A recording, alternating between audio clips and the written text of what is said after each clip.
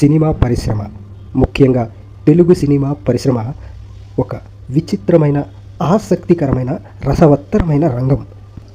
అవి కాకతాళీయంగా, యాదృచ్ఛికంగా జరుగుతాయా, లేదా నిజంగా ఏదైనా సెంటిమెంట్ బలంగా పనిచేస్తుందా మనకు తెలియదు. కానీ కొన్ని ఆశ్చర్యకరమైన అంశాలు తెలుగు సినీ పరిశ్రమలో ఉన్నాయి.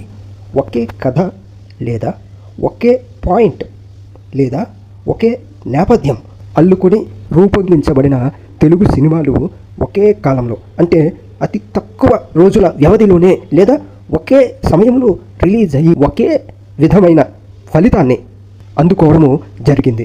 2025వ సంవత్సరం ఇటీవల రిలీజ్ అయిన బాపు మరియు రామం రాఘవం అనే ఈ 2 సినిమాలు ఒకే రోజున రిలీజ్ అయ్యాయి. ఈ 2 సినిమాలలో కథా నేపథ్యము ఒక కుటుంబంలోని తండ్రి అనే పాత్రని కొడుకు అనే పాత్ర చంపడానికి ప్రయత్నించడం. ఒకే పాయింట్తో ఈ 2 సినిమాలు రూపొందించబడి ఒకే రోజున రిలీజ్ అయ్యాయి. వీటి ఫలితం కూడా 2 కూడా ఫ్లాప్ సినిమాలుగా మిగిలాయి.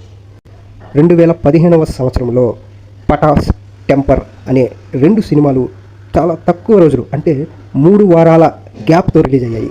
ఈ 2 సినిమాలలో కథా నేపథ్యము పోలీస్ అనే హీరో క్యారెక్టరు దుర్మార్గంగా, స్వార్థంగా ఉంటూ చివరిలో మంచిగా, శక్తివంతంగా, నిజాయితీగా మారి కథని విజయవంతంగా పూర్తి చేయడం.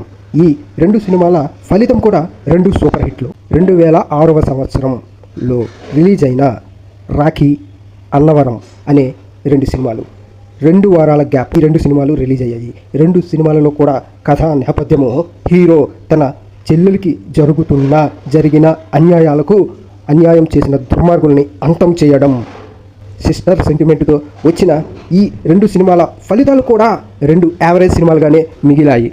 2023వ సంవత్సరం మార్చిలో రిలీజ్ అయిన బలగం అనే సినిమా కథ నేపథ్యంలో కాకులు ఒక ముఖ్యమైన అంశముగా ఉంటాయి.